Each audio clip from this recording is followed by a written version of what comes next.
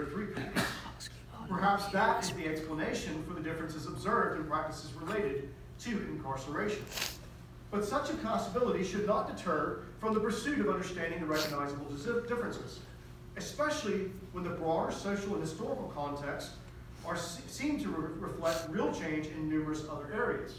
That is to say that we see similar changes throughout social history or the historical practices from these two periods. So this change in evidence may indicate larger social structures.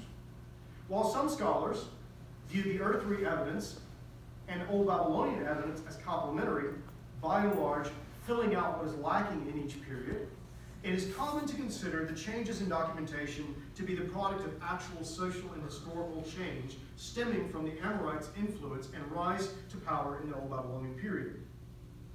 Despite accidents of discovery, limitations of the evidence, and other associated challenges, the general approach to incarceration, personal accounts, and administrative details reflected in the documents themselves provide insight into the nature of Mesopotamian prisons and the multifaceted ways in which incarceration was employed. Perhaps the Old Babylonian personal letters provide examples of people being held until punishment was carried out or until they were trying to settle a dispute. Maybe they were being beaten to get them to confess something. Maybe they were being starved until they would give up the goods that they had supposedly stolen. It's likely such temporary detainment also occurred during the Earth 3 period, though the details of this are lost to us.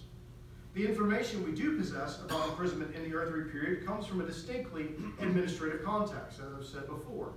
Perhaps this might relate to the origin of the prisoners.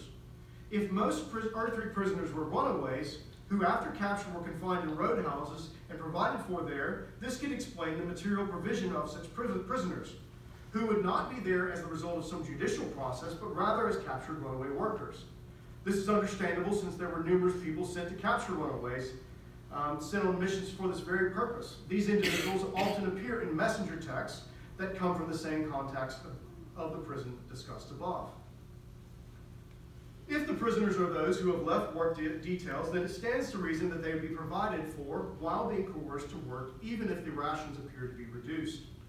The institution, while perhaps desiring to teach a lesson to a runaway and deter others from running away, likely wanted also to maintain, or primarily, to maintain control of their human resources for the purpose of utilizing their labor. And so when we look at prisons in ancient Mesopotamia, the context probably speaks most clearly to the function. If they're held in an administrative context, it's probably not necessarily a punitive imprisonment. Rather, it's more likely to be associated with work details. Now, I'm not speaking more broadly from a historical perspective, but based on the evidence, the type of evidence that we have. Whereas more private examples or examples dealing with individual people seem to be part of the judicial process, whether before or after various ordeals and the judicial process. But why does it matter? Why study prisons?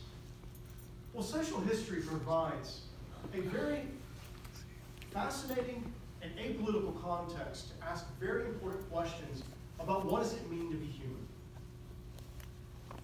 And what does it mean to be human or to organize society? And what we find is that I think is fascinating is even though I'm not saying that there are necessarily prisons like what we think of as prisons, some of the concepts or expectations that we have about imprisonment and prisons and what they can accomplish, we see reflected in the Mesopotamian evidence, at least with the Hemta Nungal. That imprisonment will produce some sort of positive change in an individual. That is a common assumption in Western society.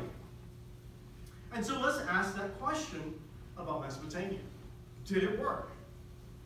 Well, we're limited in what we can say, but did the prison produce positive change? I'm going to provide you with two examples that suggest that whether it did it or not, maybe it did at times, but we certainly know of times it did not.